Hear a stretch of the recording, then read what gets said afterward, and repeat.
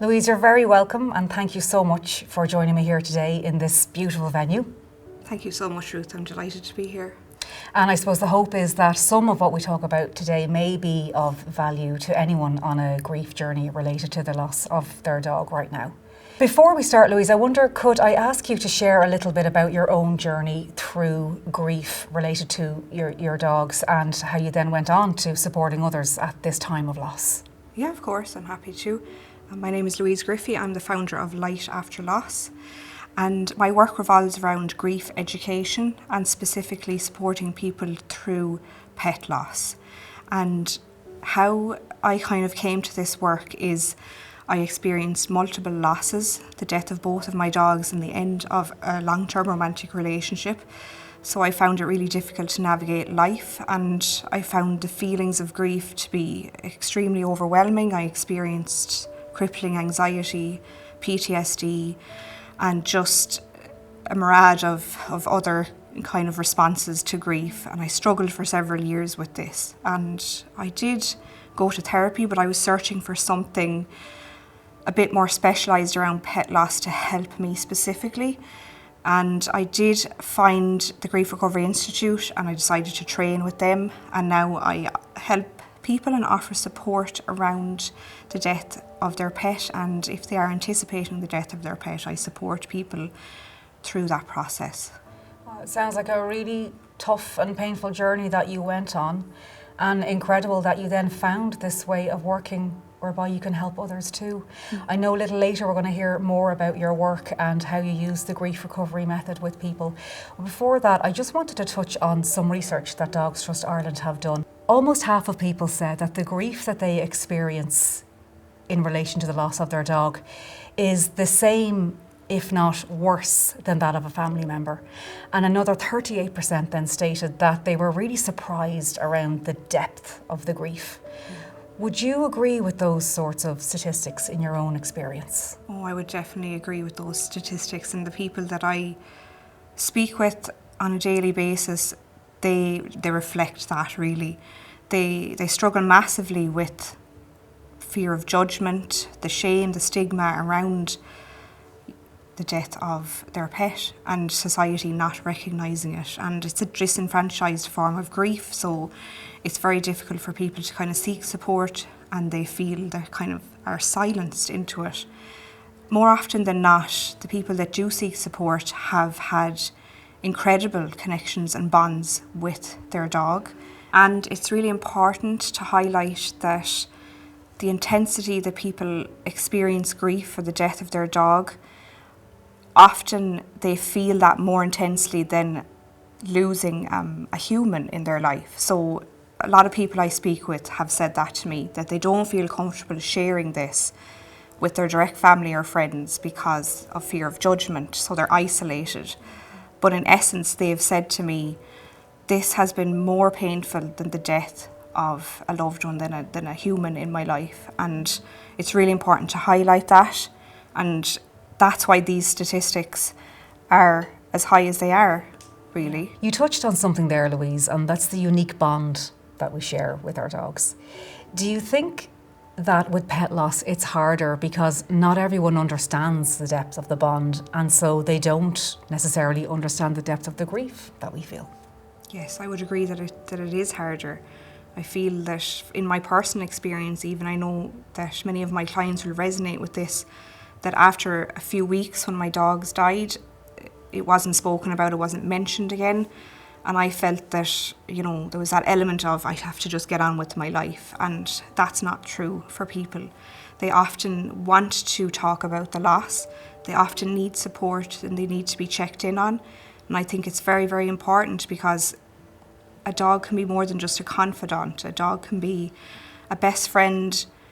A dog can get people through the most difficult times of their life, and also a dog is somebody's family member, which is really, really important. And that's a unique and special bond that they share with their dog. And I think for me, both my relationships with both dogs were completely different, but very unique and very, very special. And it left a huge void in my life.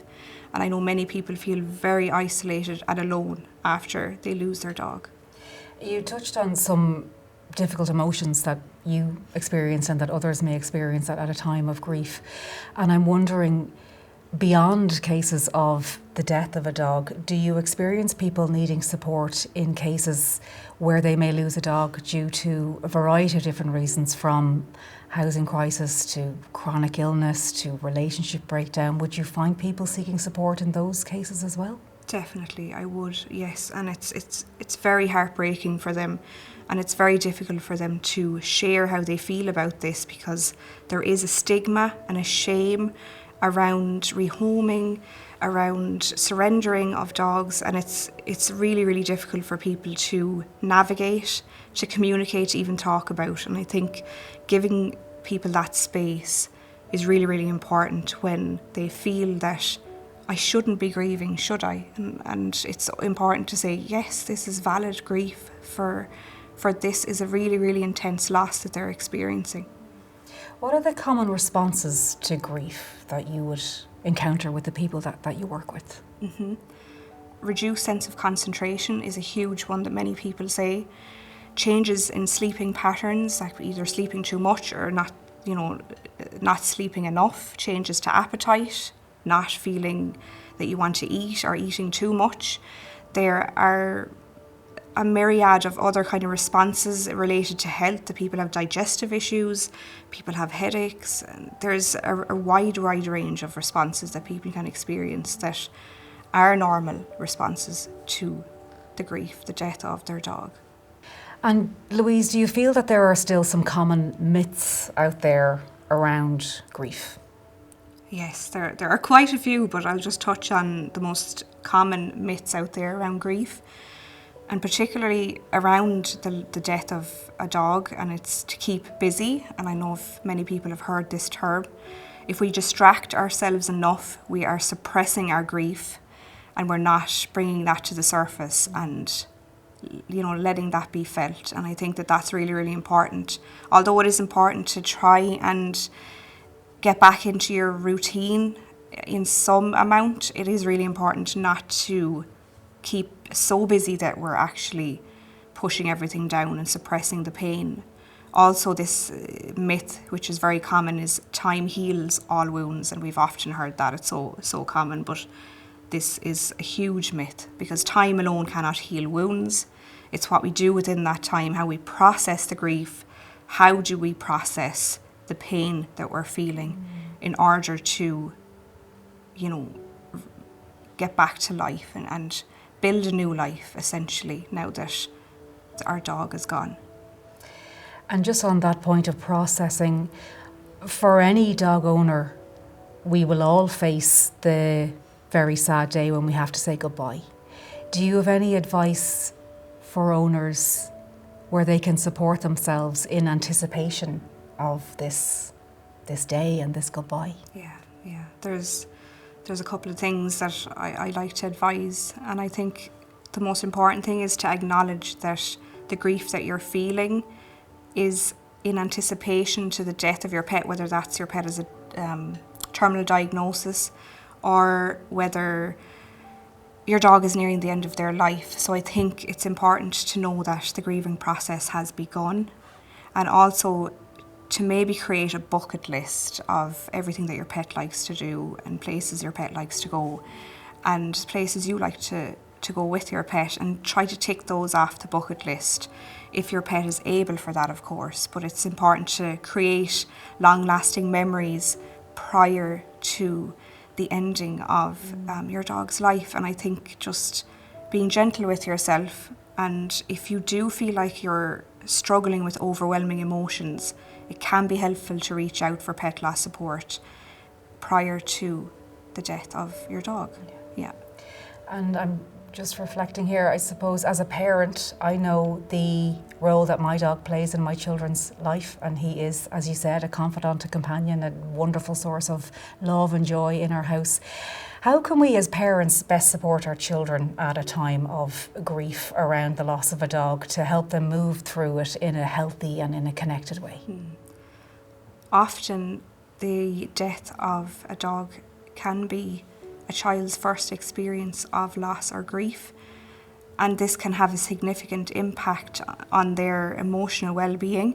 They experience this in such an intense way, and it's really important to not dismiss that or not disregard your child's feelings around it. So even if your child often might ask, why did my dog die? And it's okay to say, I don't know, honey, but it's okay, and bring it back to the feelings. Creating safety for children is really, really important here.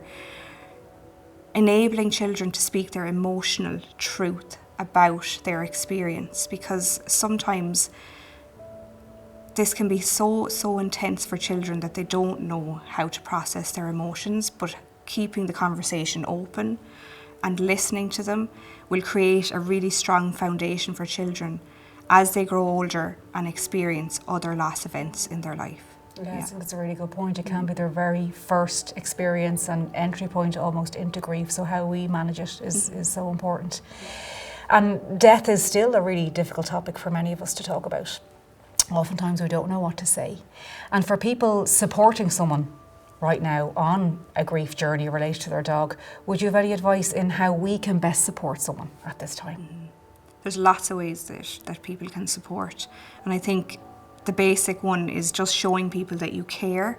And we can do this in many ways, but some examples might be bringing a cooked meal to someone, getting grocery shopping, going out for a walk with somebody. And I think specifically post-loss is a really difficult time for people. And as the weeks and months and even a couple of years progress, it's really important to check in with that person and ask them how they're feeling and acknowledge that the death of their dog was significant in their life, and really to just be there for them, have a listening ear, even if they don't wish to talk about it, just to check in and let them know that you're thinking of them, that you care.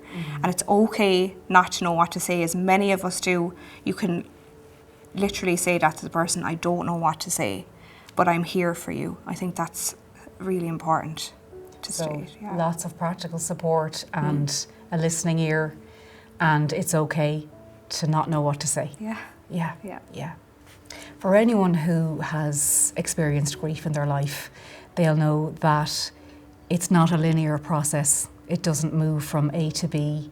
It doesn't go away, and it doesn't necessarily end with time, as you mentioned earlier. For anyone on a journey right now with the loss of their dog, do you have any pieces of advice that might enable the healing for them at this really difficult time? Yeah, I think it's really important to state, like you say, there's no timeline. It's not a linear process. Grief does not follow a set amount of stages, and it's important to highlight that very quickly, that the 5 stages of grief are a myth around grief. And Dr. Elizabeth Kubler-Ross wrote about 5 emotional stages when it comes to a person dying of a terminal illness, and they'll experience those 5 emotional stages. For some reason, this has got mixed up in translation over generations, that these stages are linked to somebody grieving the loss or the death of a loved one or a dog, a pet, whatever that may be. But that's not the case. So it's important to highlight that there are no set stages, and the myriad of emotions that you will feel, the roller coaster of emotions, can range from deep sadness to anger to guilt to anxiety to depression, and they don't happen in stages. So it's very, very important. And it's just for people to maybe even educate themselves about grief, and even to, if they want to seek support to help them to get through that, that is something that can be really, really helpful for people. So seek support if you need it. And you mentioned earlier that you work with something called the grief recovery method. I'd love to hear more about that. How does it work, and how do you support people through that time of loss related to their pet? The grief recovery method was founded by the Grief Recovery Institute in the US, and it's where I've done my training. And I went through this method myself, specifically for the death of both of my dogs, which I mentioned earlier. I was struggling and I wanted to find some specific pet loss support. And this is what really, really helped me to move that stuck grief, that unresolved grief, to move that through my body. And it is a set amount of steps over 6 weeks. And what that kind of entails is lots of kind of written assignments, reading assignments and communication assignments. It can be done within a group online or in a one-to-one setting online. And I really feel that because it's evidence-based by Kent State University in the US, it has had such a huge success rate and people have felt better. And that was my aim, was to feel even a little bit better from the grief I was feeling. So I help people, I guide them through this method, and it really helps support them through the death of their dog. Fantastic. And it sounds like a very accessible way to access some support as well. Yes, yeah. And you also host a podcast called the Pet Loss Journals. Tell me about that. Yes, I do. I got this idea several years ago, and I was grieving the death of my dogs for several years, and I used to write in my journal a lot about whatever I was feeling. And I kind of felt that I'd like to share these journal entries with the world, and hopefully it might help somebody else to feel less alone. So I did that, and I continued to do that for several years, and now I interview guests about their pet loss experience, and I've received so many wonderful messages about how people can resonate with so much of what I've shared. They feel validated, they feel that they're not going crazy, they feel that the emotions they experience are normal for this form of grief, and that losing their dog is a valid form of grief, and it's very, very real. So I think it's been a podcast that I've loved sharing with the world, even though it was a little bit scary to begin with. Yeah. Fantastic. And as you said, so important to validate the space for people and let them know that they're not alone. Mm-hmm. Louise, it was an absolute pleasure to talk to you here today. Thank you so much for joining me. And as I said at the start, I really do hope that some of what we shared today may be of help to anyone on a grief journey related to their dog right now. I know that you would certainly encourage people to reach out for support if they are struggling. Mm-hmm. And I know that we're going to share some details about your own organisation and some more resources that Dogs Trust Ireland also have where people can access some support. So thank you so much. Thank you so much, Ruth. Thank you.